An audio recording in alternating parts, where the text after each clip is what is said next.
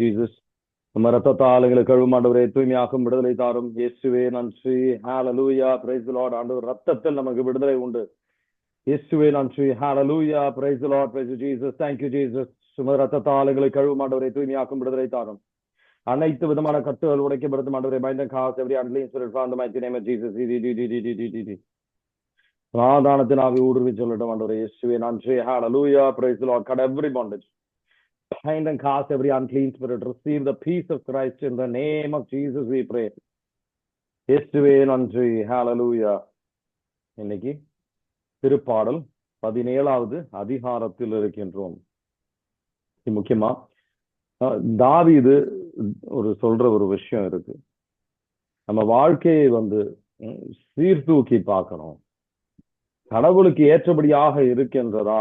17வது அதிகாரத்துல கடவுளுக்கு ஏற்றபடியாக என் வாழ்க்கை இருக்குதா? என் வாய் சொல்லு ஒவ்வொன்றும் அவருக்கு ஏற்றபடியாக இருக்கணும். என் இதயம் கடவுளுக்கு ஏற்றபடியா இருக்கணும் அப்படின்னு சொல்லி நுண்ணிப்பா அவர் கவனிக்கிறதுக்கு, என்ன சோதிங்க ஆண்டவரே, உங்களுக்கு ஏற்றபடியா எல்லாமே இருக்கான்னு கூட அவர் சொல்றாரு. ஒரு விதமான தீமையான ஒரு விஷயம் எனக்குள்ள இருக்கக்கூடாது அப்படின்னு சொல்லி. இன்னைக்கு நம்ம எப்படி இந்த சோதிப்பது, எக்ஸாமினேஷன் ஆஃப் கான்சியன்ஸ், நம்ம மனசாட்சி கடவுளுக்கு ஏற்றபடியாக இருக்கின்றதா அப்படின்னு எப்படி புரிஞ்சுக்கிறது அப்படின்னு சிந்திப்போம். திருப்பாடல் 17வது அதிகாரம் 3வது வசனம் வாசிக்கிறீங்களா? என் உள்ளத்தை ஆய்ந்தறியும், இரவு நேரத்தில் என்னை சந்தித்திடும், என்னை புடமிட்டு பார்த்திடும், தீமை எதையும் என்னிடம் காண மாட்டீர். என் வாய் பிழை செய்ய கூடாதென உறுதி கொண்டேன். ஆமீன். ஆமீன். இது ஒரு மிக முக்கியமான விஷயம். நம்ம இதையும் ஆண்டவர் ஆராயணும். நம்ம தெரிஞ்சுக்கணும், ஆண்டவருக்கு ஏற்றபடியாக இருக்கின்றதா. 2 கொரிந்தியர் 13வது அதிகாரத்துல 5வது வசனம். நம்மளே நம்ம இதயத்தை நம்ம ஆராய வேண்டிய ஒரு முக்கியமான விஷயம். ஆண்டவருக்கு ஏற்றபடியாக இருக்கின்றோமா? நம்மளே சோதித்து பார்க்க வேண்டியது ஒரு அழைத்துதல். பல இடத்துல விபிலியத்துல, இது ஒரு இடம் மட்டும் கிடையாது, பல இடத்துல போட்டிருக்கோம். நம்மளே ஆய்ந்து பார்க்கணும். எதை வைத்து ஆய்ந்து பார்க்கணும்? நம்ம இந்த மனித ஒரு கோட்பாடுகள் வச்சு கிடையாது, ஆவியானவரோட கடவுளோட வார்த்தைக்கு ஏற்றபடியாக, திருச்சபையின் போதனைக்கு ஏற்றபடியாக இருக்கின்றதா? கத்தோலிக்க திருச்சபையின் போதனைக்கு ஏற்றபடியாக. 2 கொரிந்தியர் 13வது அதிகாரத்துல 5வது வசனம் வாசிக்கிறீங்களா? நீங்கள் நம்பிக்கையில் நிலைத்திருக்கிறீர்களா என உங்களையே சோதித்து பாருங்கள். உங்கள் நடத்தையை சீர்தூக்கி பாருங்கள். இயேசு கிறிஸ்து உங்களுள் செயலாற்றுகிறார் என உணராமலா இருக்கிறீர்கள்? நீங்கள் சீர்தூக்கி பார்த்தீர்கள் என்றால் அதை உணர்வீர்கள். ஆமீன். ஆமீன். நீதிமொழிகள் திருப்பாடல் 139ல 23, 24 எடுத்து வாசிச்சு பாத்தீங்கன்னா, அது நம்ம ஆவியானவரை அழைத்து, அவர் தான் கரெக்டான நம்ம கரெக்டா ஆண்டவருக்கு ஏற்றபடியா செயல்படுறோமா, அவரு தான் கரெக்டா எல்லாமே வெளிப்படுத்தக்கூடியவர் அவர் தான். திருப்பாடல் 139ல 23, 24 பாத்தீங்களா? இறைவா, நீர் என் உள்ளத்தை ஆய்ந்து அறியும், என் எண்ணங்களை அறியுமாறு என்னை சோதித்து பாரும். உம்மை வருத்தும் வழியில் நான் செல்கின்றேனோ என்று பாரும். என்றுமுள்ள வழியில் என்னை நடத்தியருளும். ஆமீன். ஆமீன். அவரோட ஆவியானவரோட உதவி இல்லாம கரெக்டான ஒரு சீர்தூக்கி பார்க்கறதும் நடக்காது. நம்ம தவற புரிஞ்சுக்க முடியாது. இது புரிஞ்சுக்க நம்ம சிந்தனையில நம்ம கரெக்டா இருக்கிற மாதிரி தெரியும். நீதிமொழிகள் 21வது அதிகாரத்துல 2வது வசனத்தை எடுத்து வாசி பார்ப்போம். அதுல நம்ம ஆண்டவருக்கு ஏற்றபடியாக இருக்கின்றோம் அப்படின்னு நமக்கு சிந்தனை இருக்கும். ஆனா கடவுளுக்கு மட்டும்தான் அந்த இதயத்தை ஆராய்ந்து பார்க்கின்றது அவர் மட்டும்தான். அவருக்குதான் கரெக்டா தெரியும் இது கரெக்டா இல்லையா அப்படின்ட்டு. நீதிமொழிகள் 21:2 பாத்துக்கிறீங்களா? மனிதருடைய நடத்தை எல்லாம் அவர் பார்வையில் குற்றமற்றதாய் தோன்றலாம், ஆனால் ஆண்டவர் அவர் உள்ளெண்ணத்தை சீர்தூக்கி பார்க்கிறார். ஆமீன். ஆண்டவர் நம்ம உள் எண்ணத்தை சீர்தூக்கி பார்க்கின்றார். நம்ம கண்ணுல நம்ம கரெக்டா இருக்கிற மாதிரி தெரியும். ஓகே, ஆனா கடவுள் கரெக்டா வெளிப்படுத்துவார் நம்ம எந்த நிலையில இருக்கணும் அப்படின்னு சொல்லி. ஏன்னா கடவுள் எண்ணங்களோ நம்ம எண்ணங்கள் போல அல்ல. அதனாலதான் இந்த சீர்தூக்கி பார்க்க ரொம்ப முக்கியம் அப்படின்றது. ஏசாயா 55:8-9 எடுத்து வாசி பாருங்க. நம்ம நினைப்போம் ரொம்ப நான் கரெக்ட் பெஸ்ட், நான் வந்து எனக்கு சுத்தி இருக்கணும் எல்லாம் தான் சரியில்லை அப்படின்னு நமக்கு சிந்தனை இருக்கும். அதெல்லாம் ஆணவத்திலிருந்து வர சிந்தனை நமக்கு புரிஞ்சுக்க மாட்டோம். ஆண்டவர் வெளிப்படுத்தினால ஒழிய நமக்கு அது தெளிவா புரிஞ்சுக்க போறது கிடையாது. ஏசாயா 55:8-9 பாத்துக்கிறீங்களா? என் எண்ணங்கள் உங்கள் எண்ணங்கள் அல்ல, உங்கள் வழிமுறைகள் என் வழிமுறைகள் அல்ல என்கிறார் ஆண்டவர். மண்ணுலகத்திலிருந்து விண்ணுலகம் மிக உயர்ந்து இருப்பது போல உங்கள் வழிமுறைகளை விட என் வழிமுறைகளும் உங்கள் எண்ணங்களை விட என் எண்ணங்களும் மிக உயர்ந்திருக்கின்றன. ஆமீன். ஆமீன். அப்போ இந்த சீர்தூக்கி பார்க்கறதுனால முக்கியமான விஷயம் என்னன்னு, அதோட விளைவு என்ன? ஆண்டவரின் சாயலில் நம்ம மாற்றப்படுவோம். அவரோட சாயலில் நம்ம மாற்றப்படுவோம். அன்றாட நாள் நம்ம சீர்தூக்கி பார்க்கணும். நான் இன்னைக்கு என்ன செஞ்சேன்? நான் கோவப்பட்டது நீதியாக நான் செஞ்சேனா? கரெக்டான அளவுக்கு நான் கோவப்பட்டேனா? இல்ல நான் உடல் இச்சைக்கு வந்து இடம் கொடுத்துருக்கிறேனா? வார்த்தையினால யாரையாவது நான் புண்படுத்தினேனா? மன்னிக்காத விதத்தில் உள்ள மன்னிப்புக்கு குறைவு இருக்கின்றதா? இரக்கமில்லாத விதத்தில் நான் செயல்பட்டேனா அப்படின்னு எல்லா விஷயத்தையும் நம்ம வந்து சீர்தூக்கி பார்க்க வேண்டியது நம்ம கடமை. எதை வைத்து நம்ம சீர்தூக்கி பார்க்கணும்? மனித நேயத்தை வைத்தல்ல, ஆண்டவரின் வார்த்தை, அவர் கட்டளைகள் வழியாக. ரெண்டு வசனங்கள் சொல்றேன். அது அவர் கட்டளைகள் 10 கட்டளைகள் அதில் போடப்பட்டிருக்கும். விடுதலை பயண நூல் 20வது அதிகாரம் 1-17.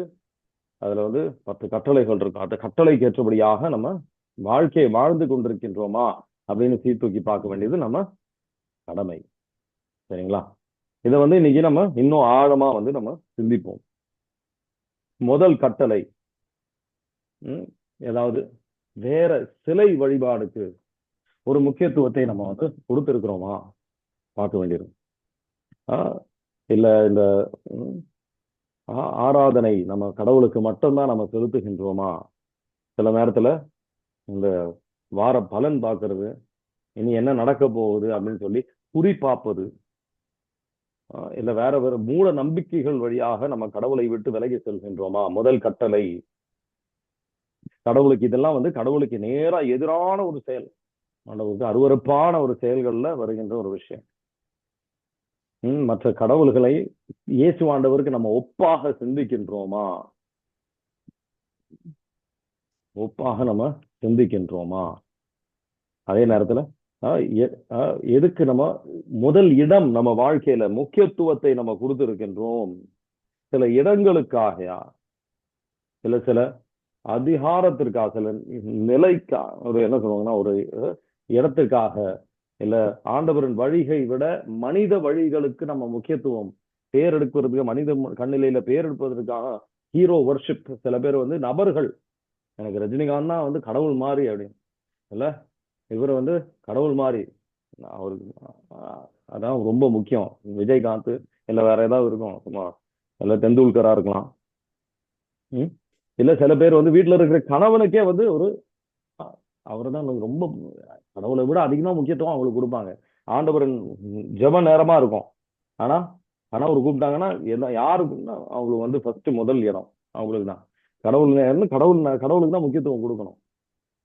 சில பேர் வேலைக்கு அதிகமான ஒரு முக்கியத்துவத்தை கொடுப்பாங்க. அங்கேயும் வந்து வேலைக்கு பக்கத்துல வந்து வீடு இருக்கும், கோயில் வந்து கோயிலுக்கு போனா இன்னும் 1/2 மணி நேரம் தூரத்துக்கு போகணும். முக்கியத்துவத்தை வந்து வேலைக்கு தான் கொடுப்பாங்க. எல்லா நேரம் வேலை தான் பத்தி தான் அதிகமா சிந்தனை இருக்கும் மைண்ட்ல போயிட்டு. முக்கியமா இந்த பிசினஸ் செய்யறவங்க எல்லாம் பாத்தீங்கன்னா அவங்க மனசுல 24 மணி நேரம் பிசினஸ் பத்தி தான் வந்து மனசுல போய்கிட்டு இருக்கும். சில பேர் உறவுகளுக்கு, நண்பர்களுக்கு கடவுளை விட அதிகமான ஒரு நிலை. இதெல்லாம் வந்து 1வது கட்டளைக்கு மாறான ஒரு விஷயம். சில பேர் வந்து பிள்ளைகளுக்கு அவங்க சிலையா நினைப்பாங்க. பிள்ளை வந்துட்டாங்கன்னா வேற எங்கேயோ இருப்பாங்க, வீட்டுக்கு வந்துட்டாங்கன்னா ஜபம்லாம் வந்து கண்ணுக்கே தெரியாது, அதெல்லாம் அந்த நபர் மட்டும்தான். ஏன்னா கடவுளை விட அதிகமா இவங்களுக்கு இடம் கொடுத்துருக்கணும். சீசருக்குரியது சீசருக்கு, கடவுளுக்குரியது கடவுளுக்கு அப்படின்றது மாதிரி ஆண்டவருக்குரிய நிறைய நம்ம நேரத்தை நம்ம வந்து கொடுக்கணும். அது வழியா கடவுள் நம்ம அன்பு செய்கின்றோம் ஒரு அடையாளம். அது ஆணவத்தில் செயல்பட்டு கொண்டிருக்கின்றோமா? சில பேர் வந்து இந்த அழகுக்கு முக்கியத்துவத்தை கொடுப்பாங்க. அழகுக்கு எல்லாரும் நம்மளை பாராட்டணும். வந்து சில எண்ணங்கள், நம்ம தாளந்துக்கு நமக்கு சில விதமான இங்கிலீஷ்ல நல்ல விதமா பேச முடியாதா இருக்கலாம். நம்ம எல்லாரையும் பாராட்டணும் ஒரு எண்ணம் உள்ள இருந்துகிட்டே இருக்கும். என்னையும் யாரும் பாராட்ட மாட்டேங்கிறாங்க. நம்ம குடும்ப பேரா இருக்கலாம். நம்ம அங்க வந்தாவே வந்து ஒரு மதிப்பு கொடுக்கணும்னு ஒரு எண்ணம் இருக்கும். ஆணவத்தை செயல்கள் இருக்கா? அதெல்லாம் வந்து கடவுளின் முதல் கட்டளைக்கு மாறான செயல். காசுக்கு அதிகமான ஒரு முக்கியத்துவம். காசு இருந்தாதான் கடவுள் மக்கள் நம்ம மதிப்பாங்க. அதனால காசு காசு காசு அப்படின்னு சொல்லி ஒரு நிறைவான ஒரு வாழ்க்கை நமக்குள்ள இருக்காது. இதெல்லாம் ஆண்டவருக்கு அருவருப்பான செயல்கள். இதெல்லாம் சில பேருக்கு வந்து இந்த வண்டி மேல ஒரு கிரேஸ் இருக்கும். இன்னைக்கு என்ன புதுசா ஒரு வண்டி வந்திருக்கு, இந்த புதுசா என்ன டெக்னாலஜி வந்திருக்கு, அதை பத்தி மட்டும்தான் சிந்தனையா இருக்கும். ட்ரக்ஸா இருக்கலாம், குடிக்கிறதா இருக்கலாம், இந்த ஸ்மோக்கிங், பான்பராக், நியூஸ். சில பேர்லாம் வந்து நியூஸுக்கு அடிமை. நியூஸ் வந்து காலையில பார்த்துருப்பாங்க, ஆஃப்டர்நூன் பார்ப்பாங்க, நைட்டும் பார்ப்பாங்க. அதே நியூஸ் தான், காலையில இருந்து ஒரே விஷயம் தான் சொல்லிட்டு இருப்பாங்க. ஆனா அந்த நியூஸை வந்து 3 நேரம் இல்லை 4 நேரம் பார்த்தா கூட அவங்களுக்கு பத்தாது. 3 நேரம் ஜெபிச்சு பாருங்க, அவங்க உங்களுக்கு குத்தம் சொல்லுவாங்க. எதுக்கு நீ இவ்வளவு நேரம் ஜெபிக்கிற அப்படின்னு. அதே நியூஸை தான் காலையில இருந்து நைட்டு வரைக்கும் 2-3 நாள் பார்த்தீங்கன்னா கூட அதே நியூஸ் தான். நீங்க வந்து நியூஸ் வந்து கேட்கணும்னு கூட அவசியம் இல்லை. அவங்களே வந்து எல்லா நியூஸையும் வந்து உங்களுக்கு சொல்லுவாங்க. அதெல்லாம் வந்து முதல் கட்டளை. எனக்கு வந்து நான் ஒரு அறிவாளி அப்படின்ற ஒரு சிந்தனை. மற்றவங்ககிட்ட பேசும்போது நம்ம வந்து இந்த பொது அறிவு வந்து ரொம்ப முக்கியத்துவம் கொடுத்துருக்கோம். 2வது கட்டளை ஆண்டவர் நாமத்தை வீணாக எடுப்பது அப்படின்றது. ஆண்டவர் நாமத்துல வந்து பொய் சொல்வது, வீணாக பயன்படுத்துவது, மற்ற ஆண்டவர் நாமத்தை வந்து ஆணையிடுவது, வீணாக ஒரு ஆணையிடுவதெல்லாம் வந்து தவறாக பயன்படுத்துகிறது. ஆண்டவர் நாமத்துல சபிப்பது, ஆண்டவருக்கு ஒரு எதிராக. அதே நேரத்துல வந்து மாதாமாவுக்கு எதிராக சில பேர் பேசுவதையும் பார்த்தேன். புனிதர்களுக்கு எதிராக, கத்தோலிக்க திருச்சபைக்கு எதிராக, ஆண்டவர் அபிஷேகம் செய்த நபர்களுக்கு எதிராக நம்ம பேசக்கூடாது. தவறுகள் இருக்கலாம், ஆண்டவரின் இடத்தை நம்ம எடுக்கக்கூடாது.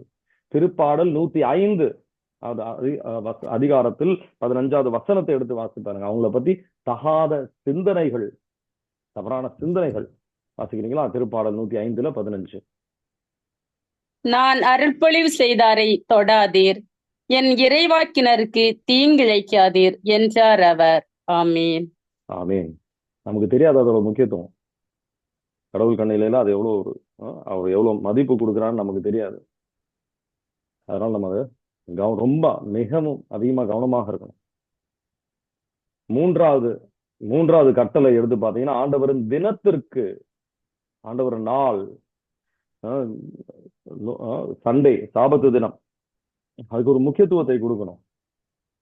அது ஆண்டவரை பத்தி தெரிஞ்சுக்கிறது பதிலாக இருக்கிறது எல்லா விஷயம், அதை தவிர எல்லா விஷயமும் நான் செய்யறோம். நம்ம வேற எல்லாருக்கும் முக்கியத்துவம் கொடுக்கணும். ஆண்டவர் தவிர சுய இன்பத்திற்கு நம்ம முக்கியத்துவம் கொடுக்கணும்.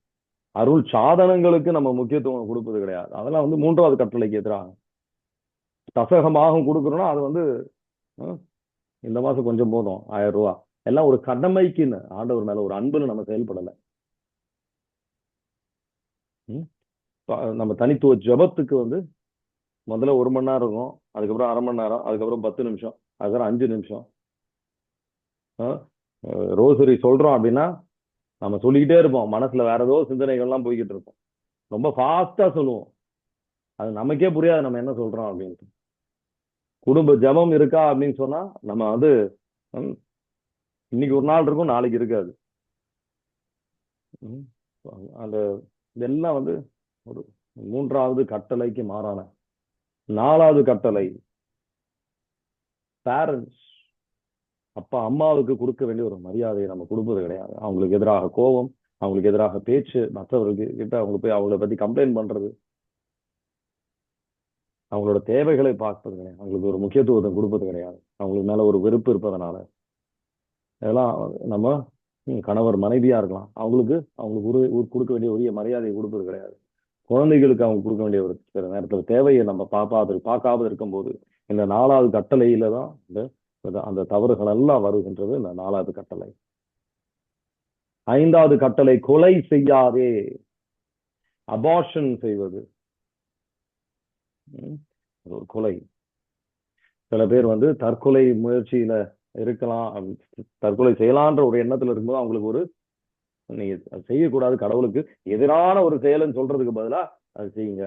அபார்ஷன் செய்யறதுக்கு வந்து உதவி செய்வதுமே வந்து ஒரு மிகப்பெரிய ஒரு பாவம். ட்ரக்ஸா இருக்கலாம், ஆல்கஹாலிசம் அதிகமான வந்து போதைக்கு அடிமையாக இருப்பது அப்படின்றது.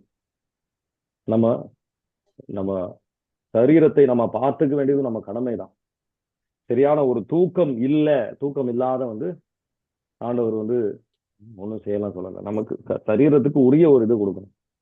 பல விஷயங்கள் வந்து நம்ம ஆண்டவர் ஊழியத்துக்கு நிறைய செய்வோம். ஆனா அந்த தூக்கத்துக்கும் ஒரு முக்கியத்துவம் கொடுக்கணும்.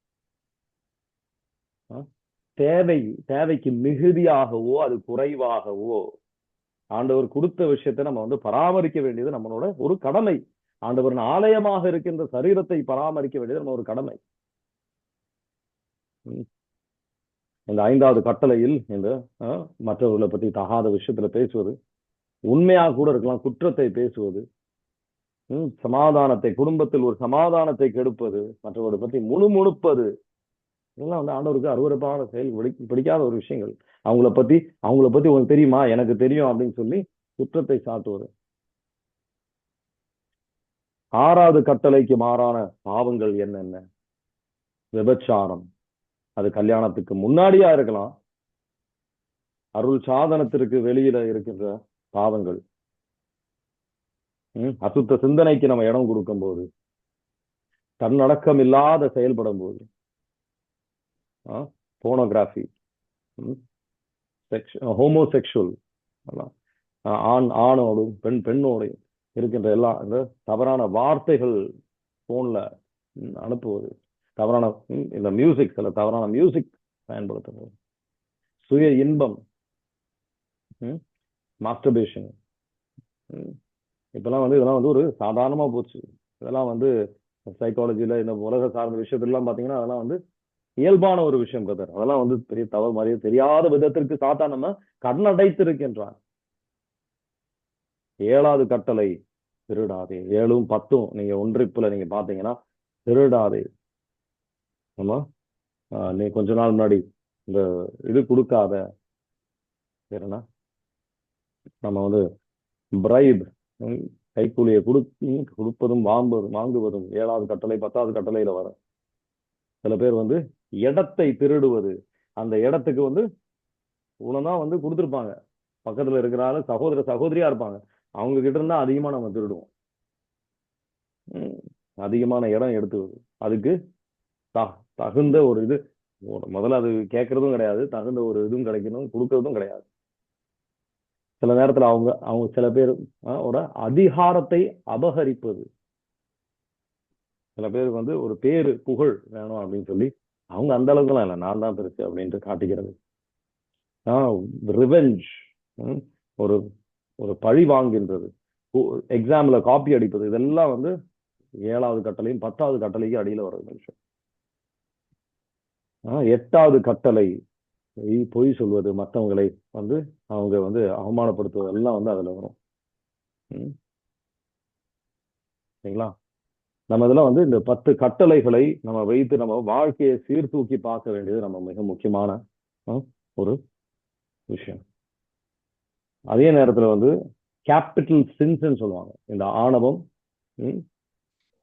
ஆணவம், உடல் இச்சை, கோபம், இந்த அதிகமா சாப்பிடுறது, அதுக்கப்புறம் இந்த ஸ்லாத், இந்த சோம்பேறித்தனம், அதே நேரத்துல இந்த உடல் இச்சையில் செயல்படுவது, அப்புறம் அந்த ஆணவத்தில் செயல்படுவது, எல்லாம் இந்த மாதிரி விதத்துல நம்ம வந்து செயல்படுகின்றோமா, இரக்கத்தில் நம்ம செயல்படுகின்றோமா? 10 கட்டளைகள் மட்டும் இல்ல, இயேசு ஆண்டவர் சொன்ன மத்தேயு 5வது அதிகாரத்திலிருந்து 7வது அதிகாரம் வரைக்கும் அவர் சொன்ன விதத்திற்கு நம்ம செயல்படுறோமா, மன்னிக்கின்றோமா, இதெல்லாம் வந்து நம்ம சீர்தூக்கி பார்க்க வேண்டியது ரொம்ப முக்கியம். அவரோட கனிகளை நம்ம கொடுக்கிறோமா, நம்ம வந்து கனிகளை கொடுக்கின்றோமா ஆண்டவர் வந்து பார்ப்பார். நம்ம வந்து கனிகளை கொடுக்கணும், நம்ம அன்புல செயல்படணும், மகிழ்ச்சியில் இருக்கணும், சமாதானத்தில் இருக்கணும், பொறுமையா இருக்கணும், இதெல்லாம் நம்ம தெரிஞ்சுக்கிட்டு தன்னடக்கத்தோடு இருக்கணும் அப்படின்னு தெரிஞ்சுக்கிட்டு நம்ம அதை பாவத்தை செய்யும் போது, யாக்கோபின் நூல் 4வது அதிகாரத்துல 17வது வசனம், நல்லதை செய்யணும்னு தெரிஞ்சு நம்ம நல்லது செய்யாத இருக்கும்போது, ரொம்ப பாவம்னா என்ன, ரொம்ப ரொம்ப சிம்பிளா சொல்லணும்னா பாவம்னா என்ன, எது ஆண்டவர் எல்லாம் விரும்புறாருன்னு நம்ம புரிஞ்சுக்கிட்டு, ஆனா அதை நம்ம செய்யாத இருக்கும்போது, எவ்வளவு சின்னதா இருக்கட்டும், எவ்வளவு சின்னதா இருக்கட்டும், நம்ம கண்ணில சில விஷயங்கள் ரொம்ப சின்னதா தெரியும். கடவுள் கண்ணில எவ்வளவு சின்னது பெருசுன்னா நமக்கு தெரியாது. யாக்கோபின் நூல் 4வது அதிகாரம் 17வது வசனம் பாத்தீங்களா? நன்மை செய்ய ஒருவருக்கு தெரிந்திருந்தும் அவர் அதை செய்யாவிட்டால் அது பாவம். ஆமென். ஆமீன். நன்மை செய்து எது நன்மைன்னு தெரிஞ்சு நம்ம செய்யணும். நம்ம ஆண்டவர் ஆயத்தப்படுத்தி, சில பேர்லாம் வந்து இந்த ஊழியத்துக்கு அந்த அளவுக்கு ஒரு முக்கியத்துவத்தை கொடுக்க மாட்டாங்க. நம்ம கொடுக்கிற ஒரு ஆசிரை நம்ம சுயநலமாக பயன்படுத்துவதற்குன்றது மட்டும் கிடையாது. ஆண்டவரோட ராஜ்யத்துக்காக பயன்படுத்தணும். 1 பேதுரு 4வது அதிகாரம் 10, 11 எடுத்து வாசி பாருங்க. அது மற்றவர்களை நம்ம பணி செய்வதற்காக, பணிவிடை செய்வதற்காக இயேசு ஆண்டவர் வந்தார். அந்த எடுத்துக்காட்டு அவர் கொடுத்திருக்கிறார். நம்மளும் அதை செய்வதற்கு நம்ம கடமைப்பட்டிருக்கின்றோம். 1 பேதுரு 4, 10, 11 பாத்தீங்களா? நீங்கள் கடவுளுடைய பல்வகை அருள் கொடைகளின் சீரிய பொறுப்பாளர்கள். எனவே உங்களுள் ஒவ்வொருவரும் தாம் பெற்றுக்கொண்ட அருள் கொடையை பயன்படுத்தி ஒருவருக்கொருவர் பணிபுரியுங்கள். ஒருவர் பேசும் கொடையை பெற்றிருந்தால் அவரது பேச்சு கடவுளுடைய வார்த்தைகளைப் போல் இருக்கட்டும். ஒருவர் பணி செய்யும் கொடையை பெற்றிருந்தால் கடவுள் அருளும் ஆற்றலை பெற்றவர் போல் பணி செய்யட்டும். இவ்வாறு இயேசு கிறிஸ்துவின் வழியாக கடவுள் அனைத்திலும் பெருமை பெறுவார். அவருக்கே மாட்சியும் வல்லமையும் என்றென்றும் உரித்தாகுக. ஆமீன். ஆமீன்.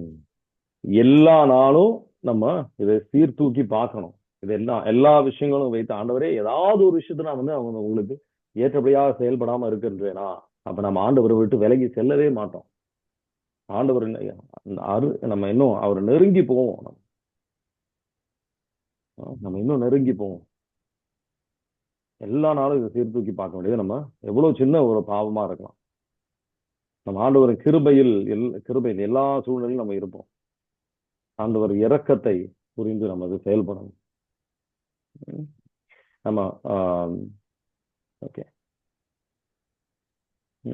அதே நேரத்தில் மத்தேயு 25வது அதிகாரம் 31 46 வரைக்கும் இதுல சொன்ன சில கட்டளைகளும் கடவுள் கொடுத்திருக்கிறார்.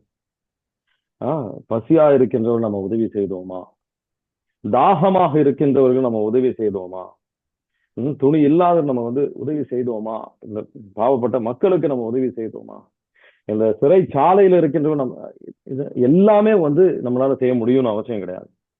ஆனா நமக்கு ஒரு தூண்டுதல் ஆவியானவர் தருவார். அந்த தூண்டுதல் கேட்டபடியாக நம்ம செயல்படுறோமா அப்படின்றதுதான் முக்கியம். நம்ம ஆண்டவர் சில பேர் நம்ம வாழ்க்கையில கொண்டு வர்றார், நம்ம உதவி செய்யறோமா அப்படின்னு ஆண்டவர் பார்ப்பார். இரக்கம் இல்லாத ஒரு விதத்தில் நம்ம செயல்படக்கூடாது. அப்ப நம்ம இது பிராக்டிக்கலா கடைசி இது வந்து ஒரு மணி நேரம் 1.5 மணி நேரம் டாக். நான் இது வந்து ரொம்ப சிம்பிளா கொடுக்க முயற்சி செய்யறேன், நடக்காத விஷயம். ஆனா சுருக்கமா 4 விஷயமா சொல்ல விரும்புறேன்.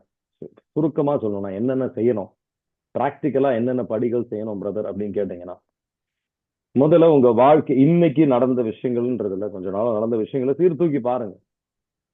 ஆனா அன்றாட நாள் செய்யும்போது அந்த நாள் நான் எப்படி வாழ்ந்தேன், ஆண்டவரே ஆவியானவரே வாருமையா என்னை வழி நடத்தும் 10 கட்டளையை பயன்படுத்தி, இயேசு ஆண்டவர் மத்தேயு 5-7 வரைக்கும் பயன்படுத்தி, திருச்சபையின் போதனையை பயன்படுத்தி நம்ம வந்து தவறாக நான் ஏதாவது செஞ்சிருக்கணும், ஆண்டவரை என்னை வெளிப்படுத்தும், உங்களுக்கு ஏற்றபடியாக உங்க பிள்ளையாக இருக்கணும்னு நான் விரும்புறேன், உங்களை இன்னும் உங்களுக்கு நெருங்கி வரணும்னு நான் விரும்புறேன், உங்க சாயல் நான் மாறணும்னு விரும்புறேன்ற ஒரு ஆசையில வந்து ஆண்டவர்கிட்ட கேளுங்க.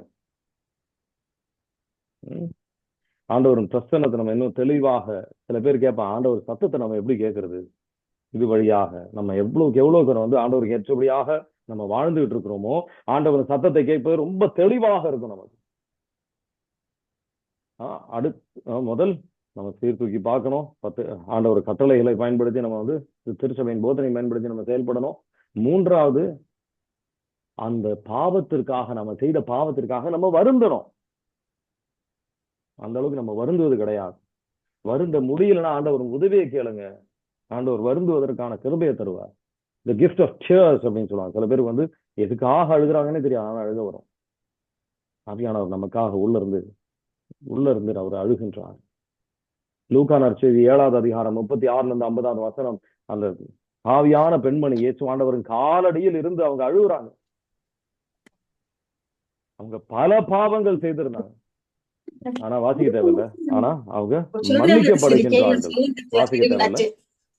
அதுல லூக்கா நற்செய்தி 7வது அதிகாரம் 44 47 வரைக்கும் அவங்க அழுது பின்பு அன்பினால செயல்பட்டதுனால அவங்க மன்னிப்பு பெற்றார்கள் அப்படின்னு போட்டிருக்கோம். வாசிக்கிறீங்களா? பின்பு அப்பெண்ணின் பக்கம் அவர் திரும்பி சீமோனிடம், இவரை பார்த்தீரா? நான் உம்முடைய வீட்டிற்குள் வந்தபோது நீர் என் காலடிகளை கழுவ தண்ணீர் தரவில்லை. இவரோ தம் கண்ணீரால் என் காலடிகளை நனைத்து அவற்றை தமது கூந்தலால் துடைத்தார். நீர் எனக்கு முத்தம் கொடுக்கவில்லை. இவரோ நான் உள்ளே வந்தது முதல் என் காலடிகளை ஓயாமல் முத்தமிட்டு கொண்டே இருக்கிறார். நீர் எனது தலையில் எண்ணெய் பூசவில்லை. இவரோ என் காலடிகளில் நறுமண தைலம் பூசினார். ஆகவே நான் உமக்கு சொல்கிறேன், இவர் செய்த பல பாவங்கள் மன்னிக்கப்பட்டன, ஏனெனில் இவர் மிகுதியாக அன்பு கூர்ந்தார். குறைவாக மன்னிப்பு பெறுவோர் குறைவாக அன்பு செலுத்துவோர் ஆவர் என்றார். பின்பு அப்பெண்ணை பார்த்து, உம் பாவங்கள் மன்னிக்கப்பட்டன என்றார். ஆமீன். ஆமீன். அப்போ நம்ம யாரோட வந்து நம்ம யாராவது பேசாம இருக்கிறோமா, யாருக்கிட்டையாவது கோபத்தோடு இருக்கின்றோமா, அதெல்லாம் வந்து நம்ம சீர்தூக்கி பார்க்கணும். ஆண்டவரின் அதே நேரத்துல நம்ம ஆண்டவரின் மன்னிப்பில் அதிகமான நம்பிக்கை வைக்கணும். நம்ம குறைவுகளில், நம்ம பாவத்தில், சில பேர் வந்து பாத்தீங்கன்னா குற்ற உணர்விலேயே இருப்பாங்க, பாவத்துலதான் அதிகமான நம்பிக்கை வச்சிருப்பாங்க. இல்ல, ஆண்டவரின் இரக்கத்தில் நம்பிக்கை வைத்து ஆண்டவர் அணுகி வந்து நம்ம பாவத்தை, வாழ்க்கையை சீர்தூக்கி பார்க்கணும். 1 யோவான் 1வது அதிகாரத்துல 9வது வசனம் வாசிக்கிறீங்களா? யோவான் 1வது அதிகாரத்துல 9வது வசனம். பாவத்தை அறிக்கிட்டோம் அப்படின்னு சொன்னா ஆண்டவர் மன்னிப்பை உறுதியாக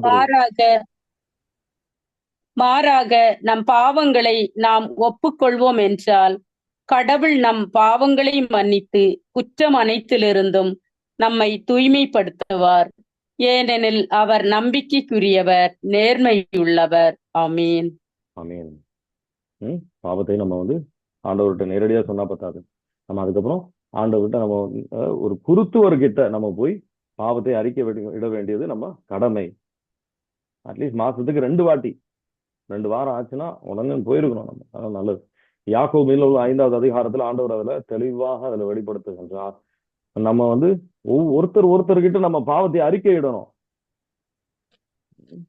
பாவத்தை அறிக்கையிட வேண்டியது நம்ம கடமை. யாக்கோபின் நூல் 5வது அதிகாரத்துல 16வது வசனம் வாசிக்கிறீங்களா? ஆகவே ஒருவருக்கொருவர் பாவங்களை அறிக்கை செய்து கொள்ளுங்கள், ஒருவர் மற்றவருக்காக இறைவனிடம் வேண்டுங்கள், அப்பொழுது குணமடைவீர்கள். நேர்மையாளருடைய வல்லமை மிக்க மன்றாட்டு பயன் விளைவிக்கும். ஆமீன். ஆமீன். Praise the Lord. இதெல்லாம் வந்து நம்ம, ஆனா இது செய்ய என்ன நடக்கும், அதோட நம்ம இந்த பாவத்தை மட்டும் நம்ம புரிஞ்சுக்கிட்டது இல்லை, அதை வேறு நம்ம புரிஞ்சுக்கலாம். எதனால இன்னும் ஆழமா நம்ம செல்வோம், நம்மளே நம்ம வந்து தெளிவா புரிஞ்சுக்குவோம், நம்ம குறைவுகளை தெளிவா புரிஞ்சுக்க முடியும். வாழ்க்கையை நம்ம சீர்தூக்கி பார்க்காமல் நம்ம அன்றாட நாள் போய்கிட்டு இருக்கிறதுனால கடவுளை விட்டு எவ்வளவு தூரம் விலகி போறோம் நமக்கு தெரியல. இது டெய்லி செய்ய வேண்டிய ஒரு விஷயம். இன்னும் அதிகமா வந்து நம்ம செய்ய ஆண்டவரின் சாயலில் ஆவியானவரோட உதவியால நம்ம செய்யும் போது ஆண்டவரின் சாயல்ல வந்து நம்ம மாற்றப்படுவோம். ஆண்டவர் கிருபையில இருக்கலாம், ஆண்டவர் இரக்கத்தை நம்ம புரிஞ்சுக்குவோம். ஆன்மீகத்துல 2 முதல் படிகள் அப்படி என்னன்னு பாத்தீங்கன்னா, ஒண்ணு கடவுளை புரிஞ்சுக்கணும், ஒண்ணு நம்ம இன்னும் நம்மளே புரிஞ்சுக்கிறது, நம்ம குறைவுகளை நம்ம புரிஞ்சுக்கிறது. ஆண்டவர் சக்தியால தான் நான் நிக்கிறேன் அப்படின்ற ஒரு முழுமையான ஒரு புரிதலுக்கு வருகின்றவர்கள் தான் புனிதர்கள், வேற யாரும் கிடையாது. எங்களை மன்னியும் ஆண்டவரே, பல சூழ்நிலையில் எங்க பாவத்தை சீர்தூக்கி பார்ப்பதற்கு பதிலாக மற்றவர்களை பாவத்தை தான் நாங்கள் சீர்தூக்கி பார்த்திருக்கின்றோம். எங்களை மன்னியும் ஆண்டவரே, உமது ரத்தத்தால் எங்களை கழுவும், தூய்மையாக்கும், விடுதலை தாரும். எப்படி பாவ சங்கீர்த்தனத்துக்கு செல்வது அப்படின்றது எதை ஒப்பிட்டு பார்க்கலாம் அப்படின்னு சொன்னா, நம்ம போலீஸ் கிட்ட வந்து நமக்கு யாராவது திருட்டு போச்சுன்னா போலீஸ் கிட்ட நம்ம போறோம். அதே மாதிரிதான் நம்ம பாவம் செய்யும் போது, ஒரு குருத்தரோட செல்லும் போது நம்ம மன்னிப்பு பெறுவோம், ஒரு தூய்மையை பெறுகின்றோம். அது மட்டும் இல்ல, நமக்கு ஒரு உதவியை நம்ம பெறுகின்றோம். இன்னொரு வாட்டி அந்த பாவத்தில் விழாம இருப்பதற்கான ஒரு சக்தி அது வழியாக ஆண்டவர் நமக்கு தருகின்றார். நம்ம ரத்தத்தால் எங்களை கழுவும் ஆண்டவரை, தூய்மையாக்கும், விடுதலை தாரும், அனைத்து விதமான கட்டுகள் உடைக்கப்படுத்தும் ஆண்டவரே. Bind and cast every unclean spirit, Father, the mighty name of Jesus we pray. இன்னும் தெளிவாக எங்க பாவத்தை வெளிப்படுத்தும் ஆண்டவரை, சீர்தூக்கி பார்த்து ஆவியானவரே வாருமையா, தெளிவாக இன்னொரு ஆழமான கடவுளோட இன்னொரு ஆழமான உறவுக்கு செல்வதற்காக எங்களை உதவி செய்யும். Father, in the mighty name of Jesus we pray. Amen. God bless you. Have a nice day.